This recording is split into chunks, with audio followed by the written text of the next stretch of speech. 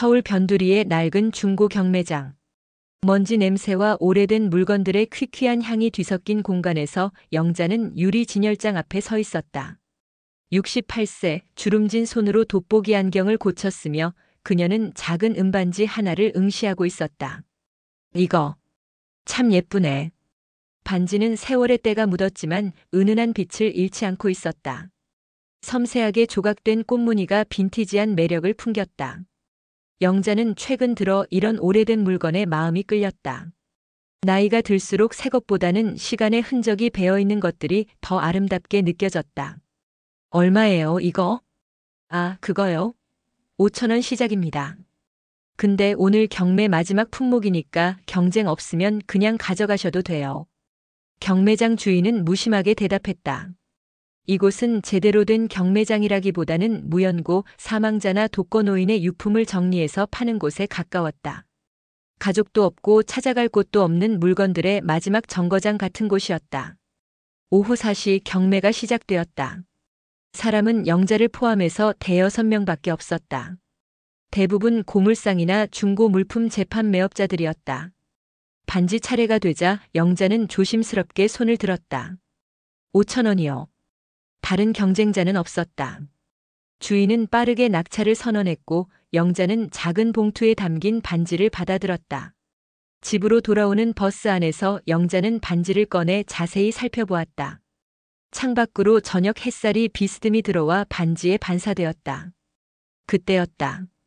반지 안쪽에 뭔가 새겨진 것이 보였다. 영자는 돋보기 안경을 다시 꺼내 들고 눈을 가늘게 떴다. 박준호 1975. 심장이 철렁 내려앉는 기분이었다. 손이 떨렸다. 박준호. 그건 다름 아닌 자신의 남편 이름이었다.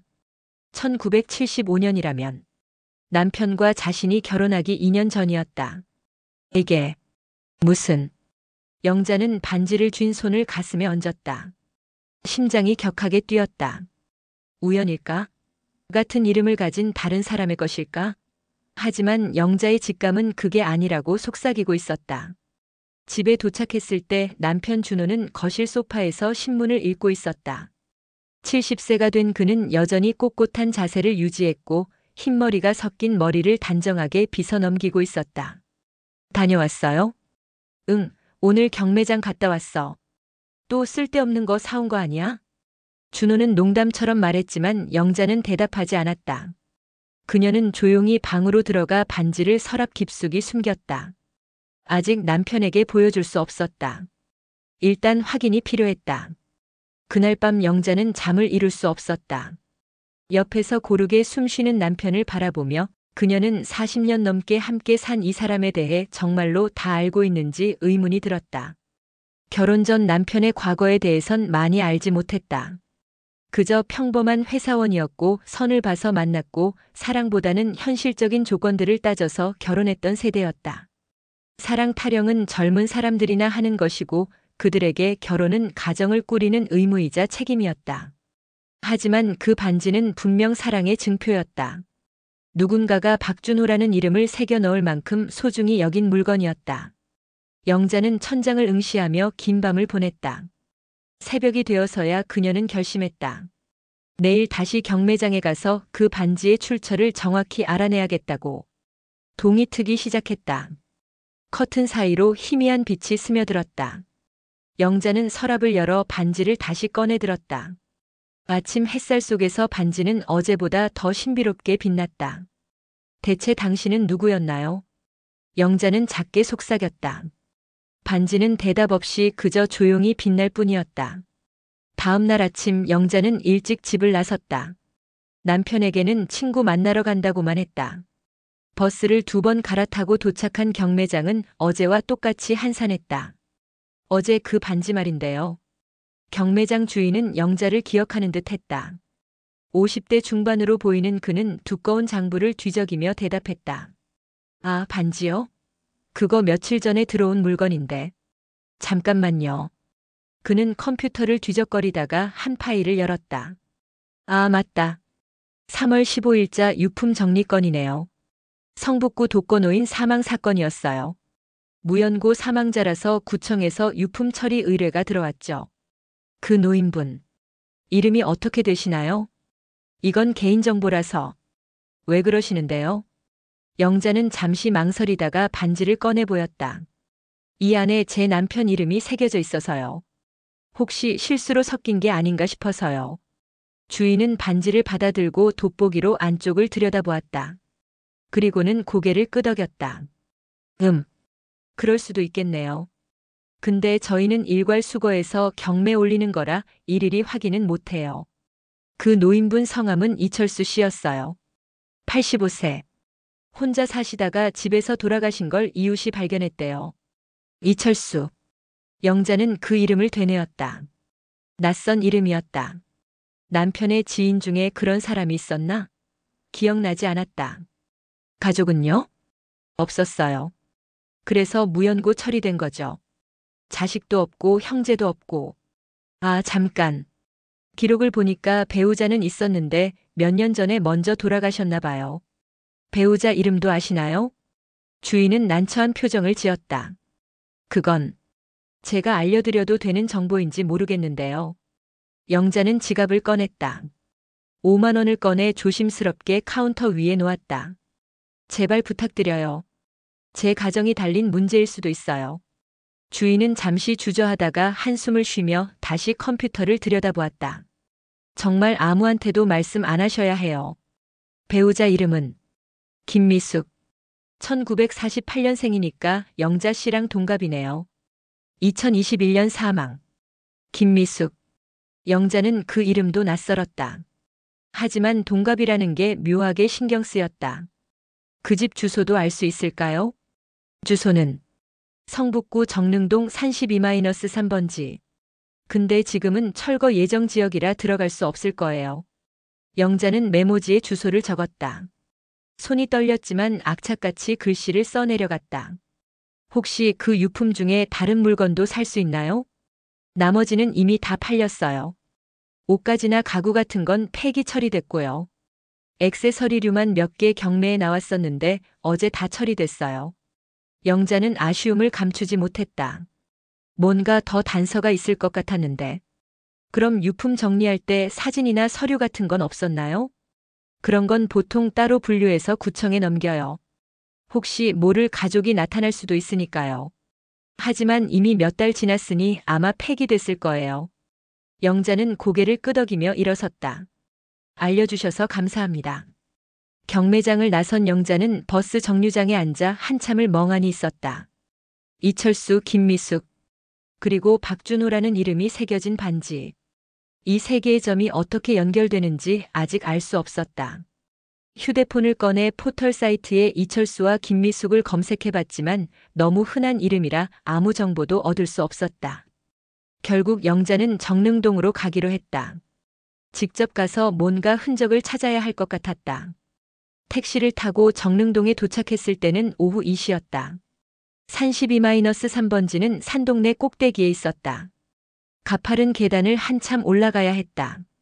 영자는 숨을 헐떡이며 계단을 올랐다. 낡은 단층 집이 나타났다. 대문에는 철거 예정이라는 빨간 딱지가 붙어 있었다. 문은 잠겨 있었지만 창문으로 안을 들여다볼 수 있었다. 텅 빈 방. 벽지가 군데군데 뜯겨나가고 천장에는 물이 샌 자국이 있었다. 영자는 창문에 얼굴을 바짝 붙이고 안을 살폈다. 그때 뒤에서 목소리가 들렸다. 거기 뭐 하세요? 영자는 깜짝 놀라 뒤돌아봤다. 60대 후반으로 보이는 여자가 앞집에서 나와 그녀를 쳐다보고 있었다. 아, 저는 옛날에 여기 살던 분을 찾으려고요. 이철수 씨 말씀하시는 거예요? 돌아가셨어요. 몇 달 됐어요. 알고 있어요. 혹시 그분에 대해 아시는 게 있으신가요? 이웃 여자는 영자를 위아래로 훑어보다가 한숨을 쉬었다. 참 불쌍한 분이었죠. 마누라 먼저 보내고 혼자 몇 년을 살았는데 말년이 쓸쓸했어요. 부인분, 김미숙 씨 말씀이시죠? 네. 근데 어떻게 아세요? 영자는 반지를 꺼내 보였다. 이게 그분 유품이었거든요. 그런데 제 남편 이름이 새겨져 있어서. 이웃은 반지를 보더니 고개를 끄덕였다. 아, 그 반지. 미숙 씨가 늘 끼고 다니던 거예요. 돌아가실 때도 손에서 빼지 않았다던데. 영자의 심장이 다시 한번 요동쳤다. 이웃 여자의 이름은 박순자였다. 그녀는 영자를 자신의 집으로 초대했다. 좁은 부엌에서 보리차를 따라주며 순자는 이야기를 이어갔다. 미숙 씨는 정말 조용한 분이었어요. 말수도 적고 거의 집 밖을 나오지도 않았죠. 남편 이철수 씨는 그래도 가끔 동네 슈퍼에 가거나 산책을 했는데 미숙 씨는 정말 은둔형 외톨이였어요. 왜 그렇게 사셨을까요? 글쎄요. 들은 얘기로는 젊었을 때 뭔가 큰 상처가 있었다던데. 정확히는 모르겠어요. 이철수 씨도 그 얘기는 안 했거든요. 자식은 정말 없었나요? 순자는 잠시 입술을 깨물었다.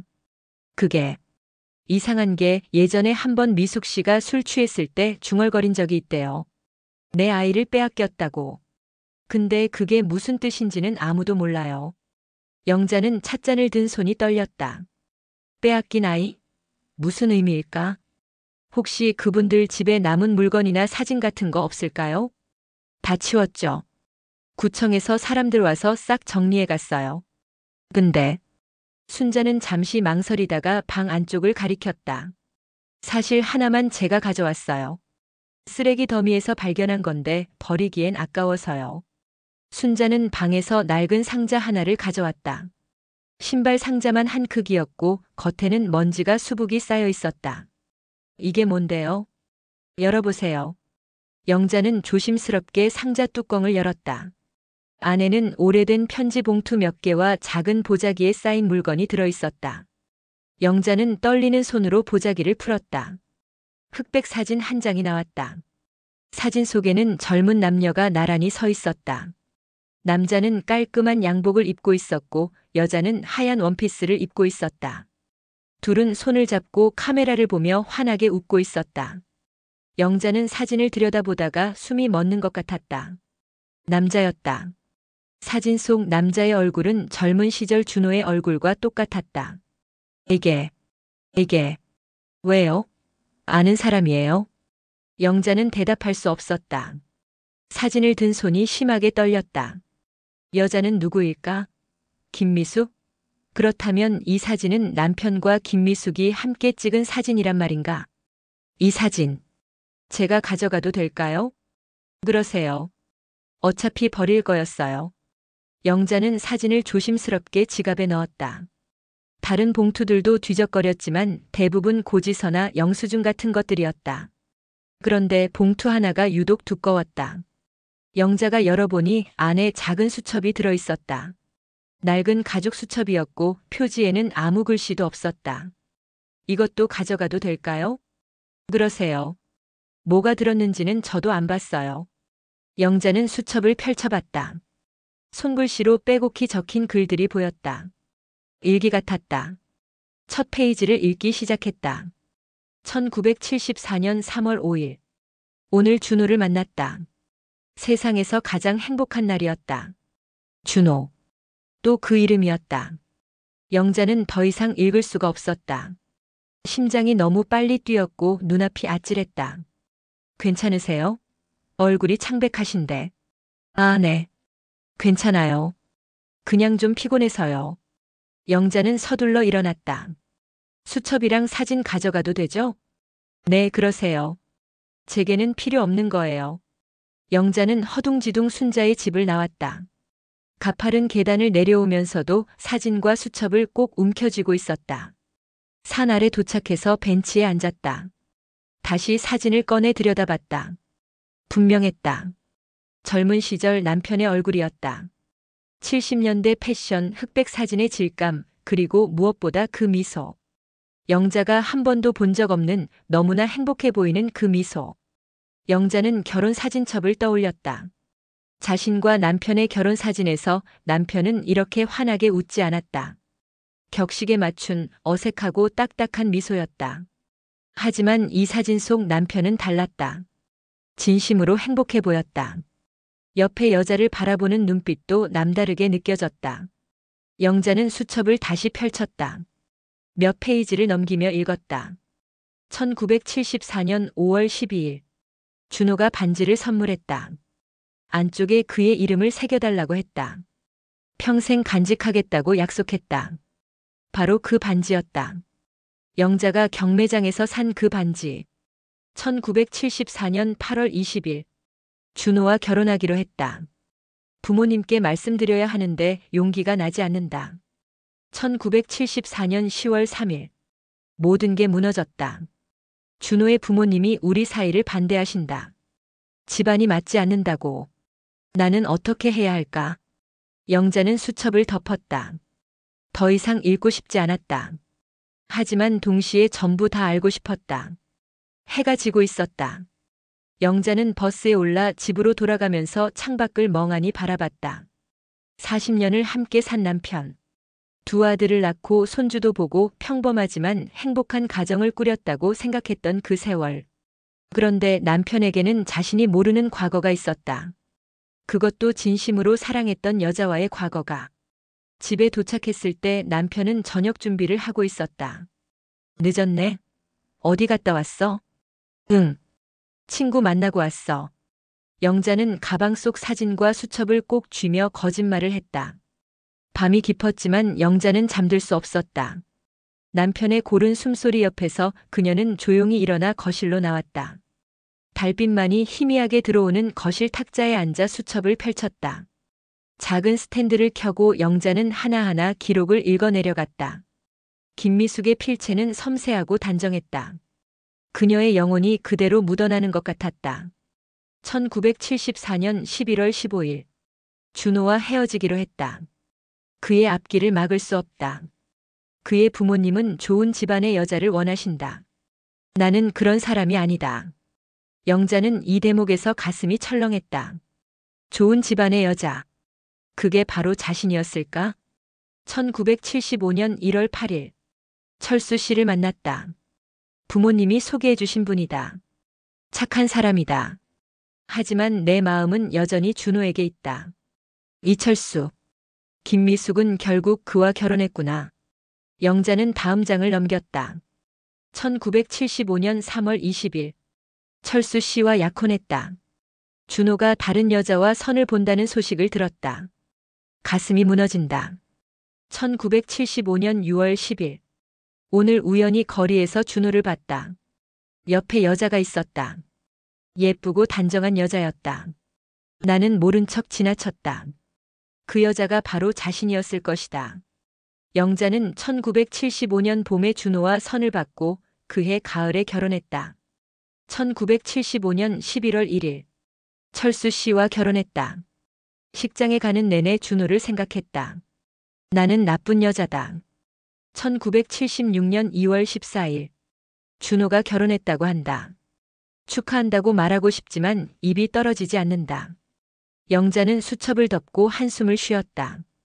그러니까 남편도 김미숙도 서로를 사랑했지만 집안의 반대로 헤어졌고 각자 다른 사람과 결혼한 것이었다. 그렇다면 이야기는 여기서 끝난 것 아닐까? 비극적이긴 하지만 결국 각자의 삶을 살았다면 그것으로 됐던 것 아닐까? 하지만 영자의 불안감은 쉽게 가라앉지 않았다. 수첩은 아직 절반도 읽지 않았다. 더 읽어야 했다. 다음 날 아침 영자는 일찍 일어나 남편보다 먼저 아침을 차렸다. 준호가 식탁에 앉자 영자는 조심스럽게 물었다. 당신 결혼 전에 만난 여자 있었어요? 준호는 국을 뜨다 말고 영자를 쳐다봤다. 왜 갑자기 그런 걸 물어? 그냥 궁금해서요. 옛날 일을 왜 궁금해해? 다 지난 일인데. 있었다는 거예요? 준호는 잠시 침묵하다가 고개를 끄덕였다. 있긴 했지. 근데 집안 반대로 헤어졌어. 그게 다야. 그 여자 이름이 뭐였어요? 준호의 표정이 굳어졌다. 왜 이렇게 캐묻는 거야? 무슨 일 있어? 영자는 더 이상 묻지 못했다. 남편의 눈빛에서 경계심이 느껴졌다. 아니에요. 그냥 궁금했을 뿐이에요. 식사 후 남편이 산책을 나가자 영자는 다시 수첩을 꺼냈다. 거실 소파에 앉아 이어서 읽기 시작했다. 1978년 4월 3일. 임신 3개월. 철수는 기뻐하지만 나는 복잡하다. 이 아이가 준호의 아이였으면. 1978년 7월 20일. 유산했다. 의사는 스트레스 때문이라고 했다. 철수는 위로해주지만 나는 차라리 다행이라고 생각한다. 나는 정말 나쁜 여자다. 영자는 가슴이 답답해졌다. 김미숙은 평생 준호를 잊지 못했던 것이다. 1985년 9월 12일. 오늘 백화점에서 준호를 봤다. 10년 만이다. 그는 나를 못 본 척했다. 아니, 정말 못 봤을 수도 있다. 나는 많이 늙었으니까. 1990년 6월 5일. 철수와의 생활은 평온하다. 그는 좋은 남편이다. 하지만 내 마음 한편은 항상 비어 있다. 수첩의 기록들은 점점 간격이 벌어졌다. 1990년대에는 1년에 한두 번 정도만 적혀 있었다. 1995년 3월 1일. 이제 나도 40이 넘었다. 준호 생각은 예전만큼 자주 하지 않는다. 하지만 여전히 그 반지는 끼고 있다. 영자는 자신의 나이를 계산했다. 1995년이면 자신도 40 중반이었다. 그때는 아이들 키우느라 바쁘게 살았었다. 남편도 회사 일로 바빴고. 그때 혹시 남편도 김미숙을 생각했을까? 영자 옆에 누워 있으면서도 다른 여자를 떠올렸을까? 영자는 질투심이 치밀어 올랐다. 죽은 여자에 대한 질투라니. 자신도 우스웠지만 감정은 어쩔 수 없었다. 2000년 1월 1일. 새 천년이다. 준호는 지금쯤 어떻게 살고 있을까? 2010년 12월 25일. 크리스마스. 철수와 조용히 집에서 보냈다. 자식이 없으니 명절도 쓸쓸하다. 문득 준호에게 아이가 있는지 궁금하다.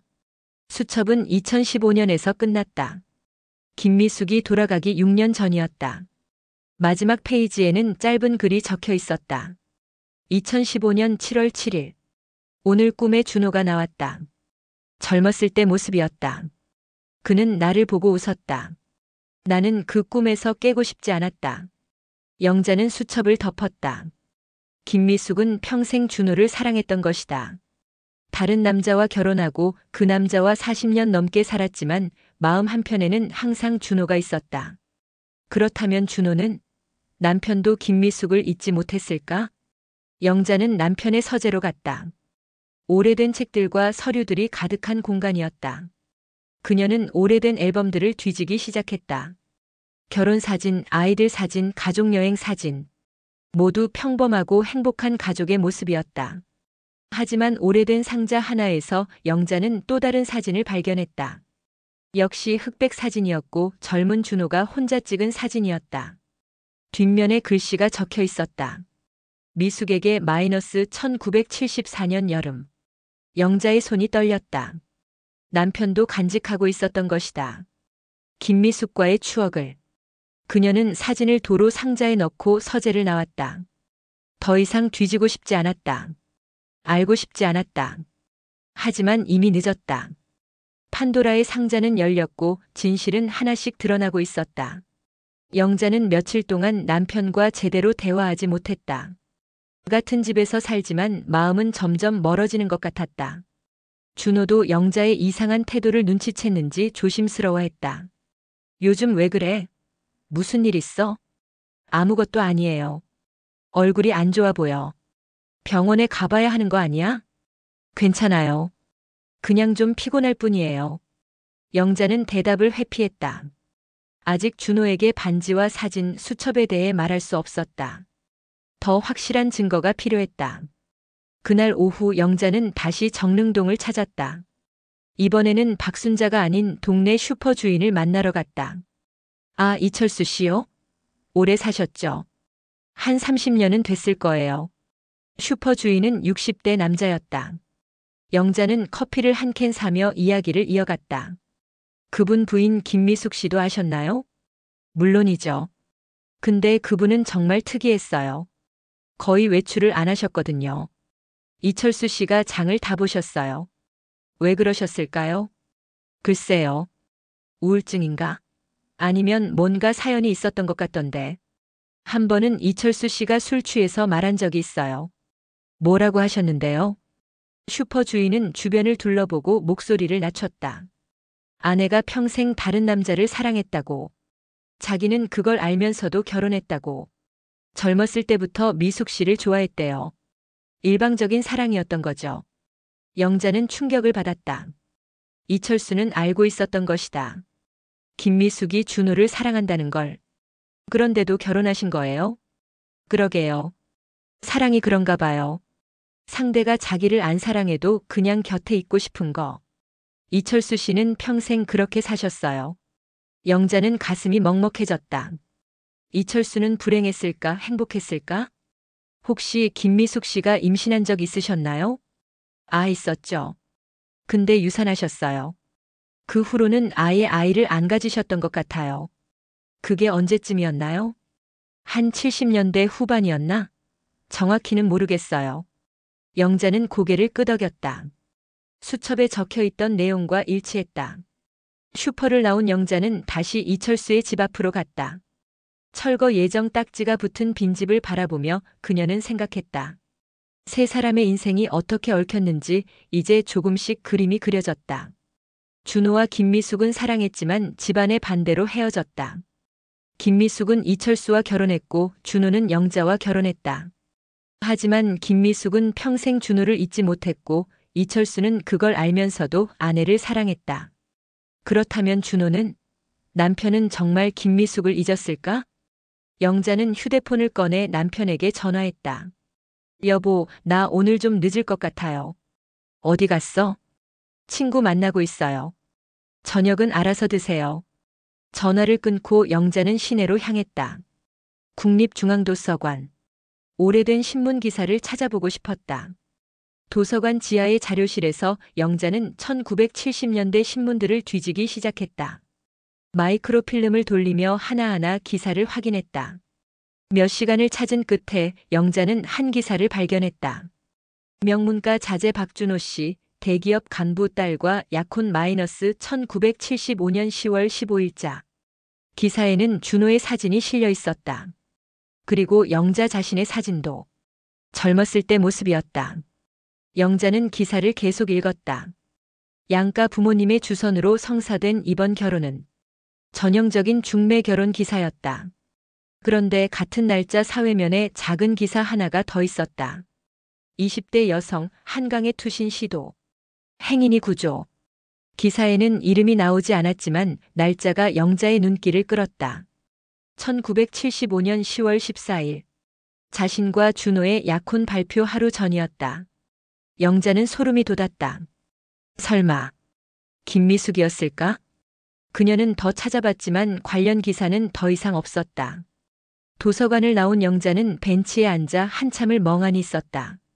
해가 지고 거리에 불이 켜졌다. 준호와 김미숙의 사랑은 생각보다 깊었던 것 같았다. 단순한 연애가 아니라 목숨을 걸 만큼의 사랑이었던 것이다.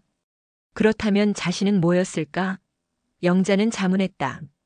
나는 그저 집안이 좋은 여자였을 뿐이었을까?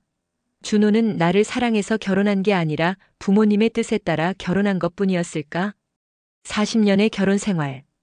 두 아들, 손주들. 그 모든 것이 갑자기 허무하게 느껴졌다. 영자는 택시를 타고 집으로 돌아갔다.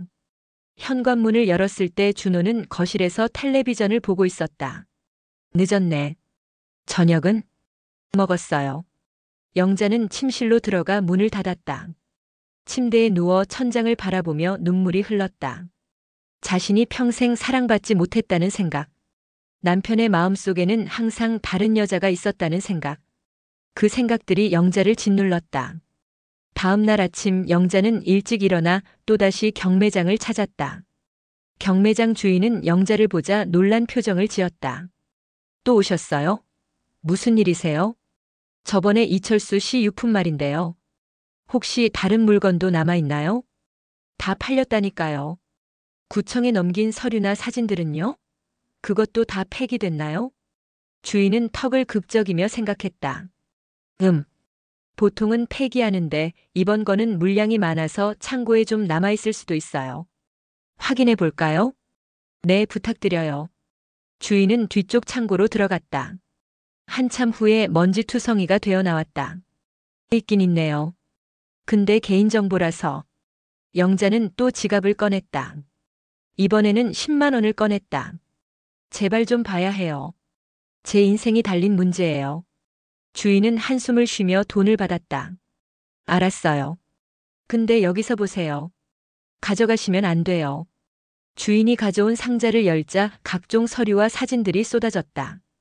영자는 하나하나 뒤지기 시작했다. 대부분 고지서, 등기부등본, 건강보험 서류 같은 것들이었다. 하지만 상자 맨 밑에서 영자는 오래된 봉투 하나를 발견했다. 갈색 봉투였고 겉에 미숙의 것이라고 적혀 있었다. 봉투를 열자 사진 여러 장이 나왔다. 모두 김미숙과 준호가 함께 찍은 사진들이었다. 공원에서, 바닷가에서, 산에서 행복한 순간들이 담겨 있었다. 그리고 편지 몇 통도 있었다. 오래되어 누렇게 변한 편지들이었다. 영자는 떨리는 손으로 편지 하나를 펼쳤다. 미숙에게 우리가 함께할 수 없다는 게 너무 슬프다. 하지만 나는 내가 행복하길 바란다. 다른 사람과 결혼하더라도 제발 행복하게 살아줘. 영원히 너를 사랑하는 준호. 날짜는 1975년 2월이었다. 준호가 영자와 선을 보기 한 달 전이었다. 영자는 다른 편지들도 읽었다. 모두 준호가 김미숙에게 보낸 것들이었다. 이별을 고하는 편지들이었지만 사랑한다는 말로 가득했다. 그런데 이상한 점이 있었다. 봉투 안에 김미숙이 준호에게 보낸 편지는 없었다. 왜 준호가 보낸 편지만 있는 걸까? 영자는 주인에게 물었다. 이 유품들 어디서 발견된 건가요? 이철수 씨 집 다락방이었어요. 상자에 넣어서 숨겨 놓으셨던 것 같아요. 그렇다면 이철수도 알고 있었던 것이다. 아내가 옛 연인의 편지와 사진을 간직하고 있다는 것을. 그런데 왜 버리지 않았을까? 영자는 계속 뒤졌다. 그리고 마지막 봉투에서 또 다른 문서를 발견했다. 병원 진료 기록이었다. 1978년 7월 김미숙의 이름으로 된 산부인과 진료 기록이었다. 임신 12주 유산. 원인 정신적 스트레스. 수첩에 적혀 있던 내용이 사실이었던 것이다. 영자는 모든 사진과 편지를 휴대폰으로 촬영했다. 주인은 못마땅한 표정이었지만 말리지 않았다. 다 봤으면 이제 가세요. 더 이상은 안 돼요. 감사합니다. 영자는 경매장을 나왔다. 머릿속이 복잡했다. 이제 그림이 거의 완성되어 가고 있었다. 준호와 김미숙은 1974년부터 1975년 초까지 사랑했다. 하지만 집안의 반대로 헤어졌고 각자 다른 사람과 결혼했다. 김미숙은 이철수와 결혼했지만 마음은 여전히 준호에게 있었다. 임신도 했지만 유산했다. 그리고 평생 준호의 편지와 사진을 간직했다. 준호는 영자와 결혼했다. 가정을 꾸리고 아이들을 키웠다. 평범한 가장으로 살았다. 하지만 정말 그게 전부였을까? 준호는 정말 김미숙을 잊었을까? 영자는 한 가지 궁금증이 생겼다. 김미숙이 준호에게 보낸 편지는 어디 있을까? 혹시 준호가 가지고 있는 건 아닐까? 그날 저녁 영자는 남편이 외출한 틈을 타서 서재를 더 자세히 뒤졌다. 책장 뒤 서랍 및 오래된 상자 속. 그리고 마침내 발견했다. 낡은 가죽 서류 가방 안에 비밀칸이 있었고 그 안에 편지 몇 통이 숨겨져 있었다. 김미숙이 준호에게 보낸 편지들이었다. 준호에게 당신을 보내야 한다는 게 너무 아파요. 하지만 어쩔 수 없어요. 우리는 다른 세계의 사람이에요. 평생 당신을 사랑할 거예요. 미숙.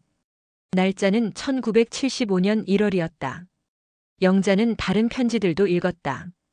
2000년대 초반까지 계속 주고받은 편지들이었다. 충격적인 사실이었다. 준호와 김미숙은 결혼 후에도 편지를 주고받았던 것이다. 20년 넘게. 영자는 주저앉았다. 40년 결혼 생활 내내 남편은 다른 여자와 편지를 주고받았던 것이다. 영자는 며칠 동안 편지들을 반복해서 읽었다. 준호와 김미숙이 주고받은 편지는 20년 넘는 세월에 걸쳐 있었다. 초반에는 이별을 아쉬워하는 내용이었다. 하지만 점점 일상적인 이야기로 바뀌었다. 서로의 안부를 묻고 각자의 가정 생활을 이야기하고 미숙에게 오늘 큰아들이 대학에 합격했다. 아내는 기뻐하며 축하상을 차렸다. 나는 웃으며 축하했지만 마음 한편이 공허하다. 내가 옆에 있었다면 얼마나 좋았을까. 준호 -1995년 3월. 준호에게 축하해요.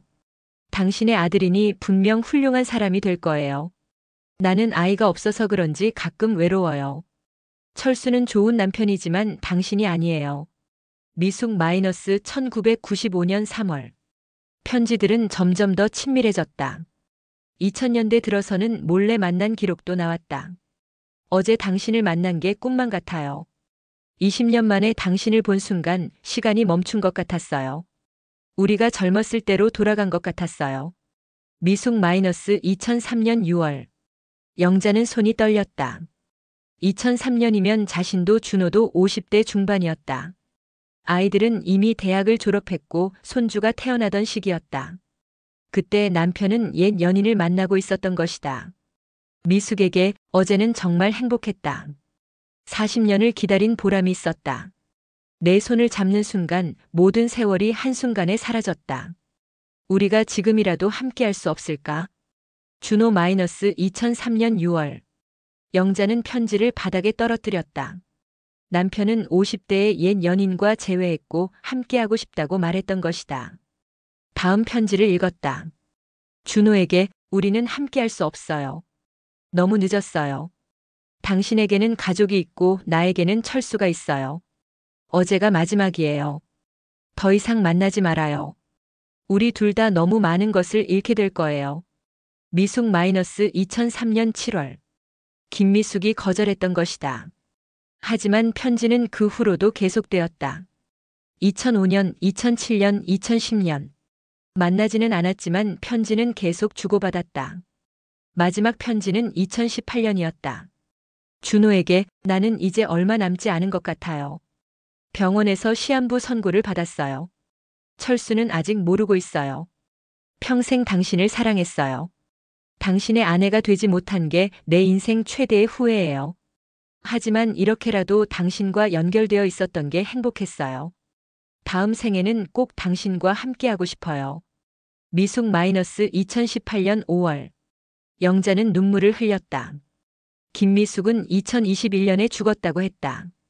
그렇다면 그 이후 3년을 어떻게 보냈을까? 그리고 준호는 김미숙이 죽었다는 걸 알고 있었을까? 영자는 더 이상 참을 수 없었다.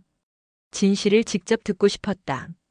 그날 저녁 준호가 저녁을 먹고 있을 때 영자는 반지를 꺼내 식탁 위에 올려놓았다. 준호는 반지를 보자마자 얼굴이 창백해졌다. 수저를 떨어뜨렸다. 이게 어디서? 경매장에서 샀어요. 죽은 사람 유품이래요. 안쪽에 당신 이름이 새겨져 있더군요. 영자는 차갑게 말했다. 준호는 반지를 집어들고 한참을 바라봤다. 김미숙. 죽었구나. 알고 있었어요? 준호는 고개를 저었다. 몰랐어. 연락이 끊긴 지 몇 년 됐거든. 연락이요? 계속 연락하고 지냈다는 거예요? 준호는 영자를 쳐다봤다. 그의 눈에 놀라움과 당황, 그리고 체념이 섞여 있었다. 당신, 다 알고 있구나. 네, 다 알아요. 편지도 읽었고 사진도 봤어요. 당신이 서재에 숨겨둔 것들도요. 준호는 한숨을 길게 내쉬며 소파에 주저앉았다.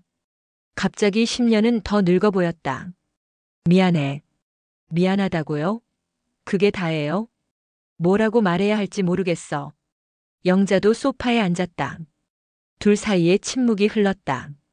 처음부터 얘기해줘요. 김미숙이 누구였는지, 당신이 얼마나 사랑했는지, 그리고 왜 나와 결혼했는지. 준호는 천장을 올려다보며 이야기를 시작했다. 미숙이는 내 첫사랑이었어. 1974년 봄에 만났지. 대학 선배의 소개로. 그 순간 첫눈에 반했어. 미숙이도 나를 좋아했고. 그래서요. 1년 동안 몰래 만났어. 부모님께 말씀드릴 수 없었거든. 미숙이 집안이 가난했거든. 아버지는 공장 노동자셨고. 집안 때문에 헤어진 거군요. 아버지가 알게 되셨어. 그리고 강하게 반대하셨지. 내가 물려받을 회사가 있는데 그런 집안 딸과 결혼할 수 없다고. 준호의 목소리가 떨렸다. 나는 비겁했어. 아버지께 대항하지 못했어.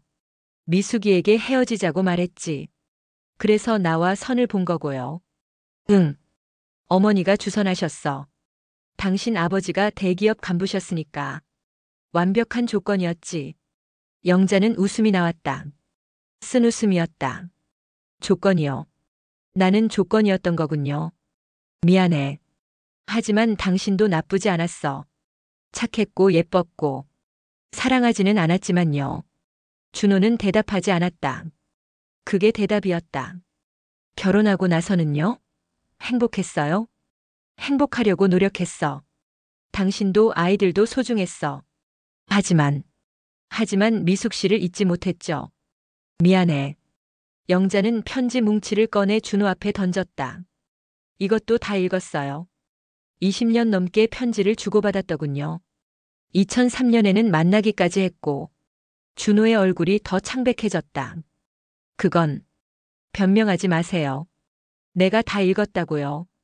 당신이 얼마나 그 여자를 그리워했는지, 함께하고 싶어 했는지. 하지만 나는 당신을 떠나지 않았어. 그게 자랑이에요?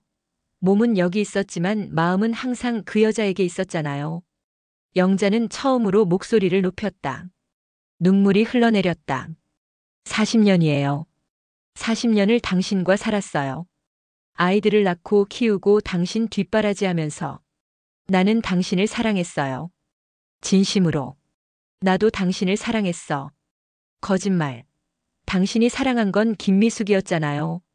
준호는 고개를 떨구었다. 미안해. 정말 미안해.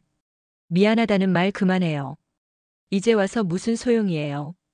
영자는 일어나 침실로 향했다. 문을 닫으며 마지막으로 말했다. 당신이 평생 속인 게 저만이 아니라는 거 알아요? 김미숙의 남편 이철수 씨도 알고 있었대요. 아내가 당신을 사랑한다는 거. 그래도 평생 함께 살았대요. 문이 쾅 닫혔다. 거실에 혼자 남은 준호는 반지를 쥐고 한참을 울었다. 70년 인생에서 가장 많이 운 밤이었다. 그날 밤 영자는 잠들지 못했다. 옆방에서 들리는 준호의 흐느낌 소리를 들으며 그녀는 자신의 인생을 돌아봤다. 사랑받지 못한 40년. 아니, 어쩌면 사랑받았을지도 모른다. 준호 나름대로는 최선을 다했을 것이다. 하지만 그의 마음 한편에는 항상 김미숙이 있었다. 영자는 창밖을 바라봤다. 동이 트고 있었다. 며칠간의 냉전이 이어졌다. 준호는 영자에게 말을 걸려 했지만 영자는 응답하지 않았다. 그 같은 집에 살면서도 두 사람은 완전히 다른 세계에 있었다. 그러던 어느 날 영자는 다시 경매장을 찾았다. 마지막으로 확인하고 싶은 게 있었다. 또 오셨네요. 경매장 주인은 이제 영자를 보면 피곤한 표정을 지었다. 이철수 씨 유품 중에 혹시 일기장이나 다른 기록 같은 거 없었나요? 다 찾아봤잖아요. 제발요. 마지막이에요. 주인은 한숨을 쉬며 다시 창고로 들어갔다. 이번에는 더 오래 걸렸다. 있긴 한데. 이건 진짜 개인 물건이라 보여드리면 안 될 것 같은데요. 뭔데요? 일기장이에요.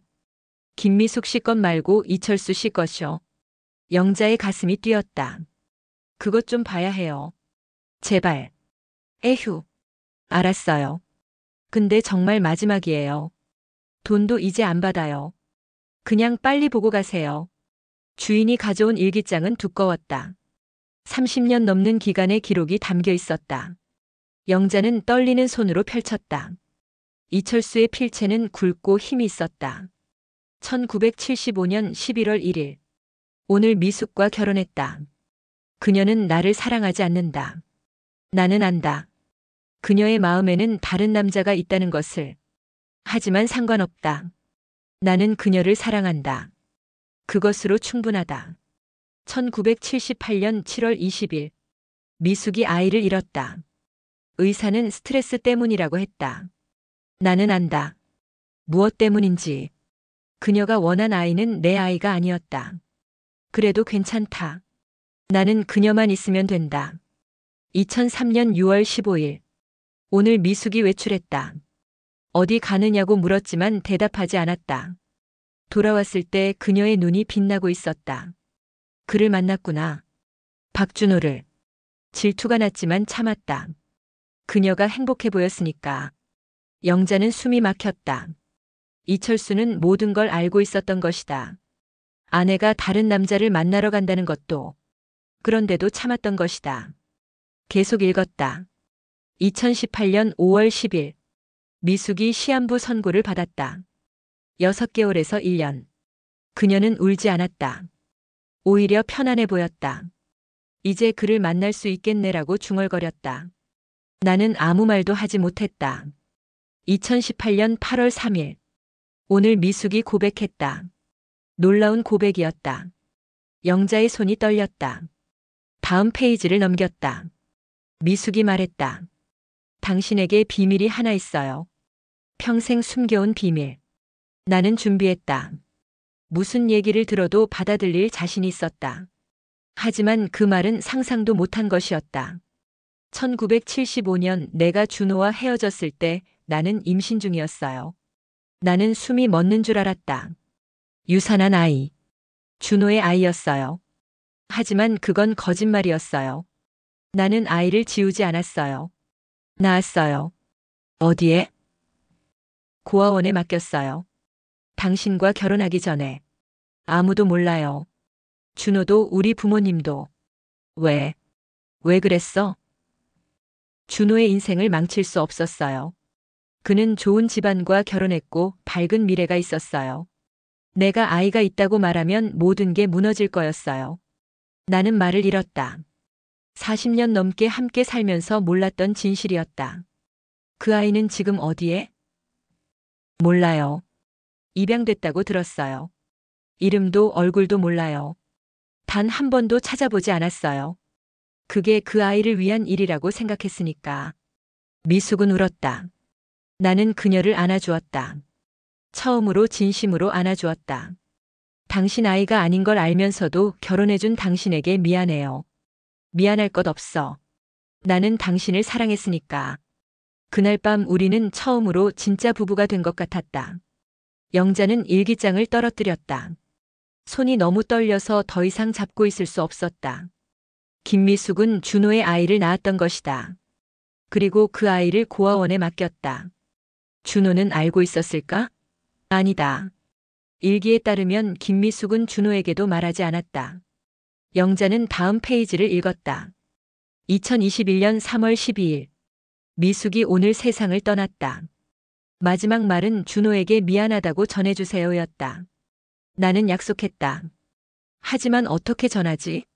박준호에게 전화할 수도 없고 주소도 모르고. 그래서 결심했다. 미숙의 물건들을 경매에 넘기기로. 그 반지도 편지들도 사진들도.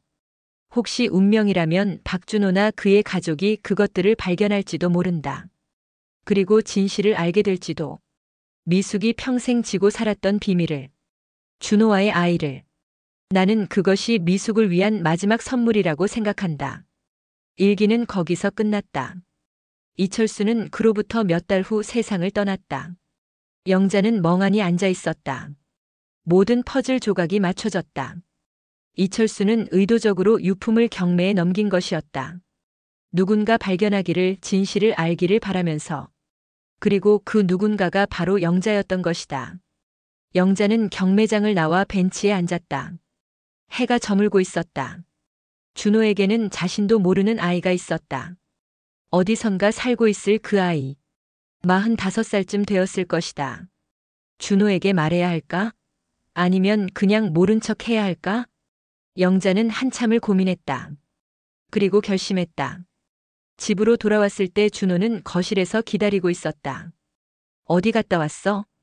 영자는 소파에 앉았다. 준호 옆에. 얘기할 게 있어요. 뭔데?